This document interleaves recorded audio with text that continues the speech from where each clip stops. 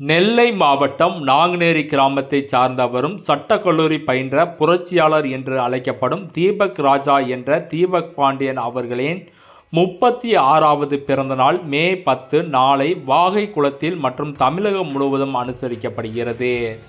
தீபக் பாண்டியன் தேவேந்திரகுல வேளாளர் கூட்டமைப்பின் நிறுவன தலைவர் சி. பசுபதி பாண்டியன் அவர்களின் கொள்கையால் ஈர்க்கப்பட்டு அவரது தீவிர ஆதரவாளராக செயல்பட்டவர். பசுபதி பாண்டியன் படுகொலைக்கு பின்பு தேவேந்திரகுல வேளாளர் சமூக அமைப்பில் முக்கிய பங்கு வகித்து வந்தார். மேலும் சட்ட கல்லூரியிலும் பயின்றார். மேலும் தேவேந்திரகுல வேளாளர் சமூக மக்களிடம் அரசியலில் தீவிரமாக ஈடுபட்டு தனக்கு ஒரு ஆதரவு குழுவை உருவாக்கினார்.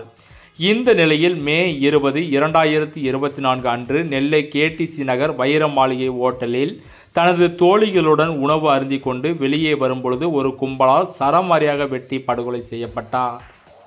அவருடைய பிறந்த நாள் நாளை தமிழகம் எங்கும் உள்ள இளைஞர்களால் புரட்சி நாளாக நாளை கொண்டாடப்படுகின்றது. மேலும் இவரை புத்தக புரட்சியாளர் என்று அச்சமூக மக்கள் கூறி வருகின்றனர் என்பது குறிப்பிடத்தக்கது.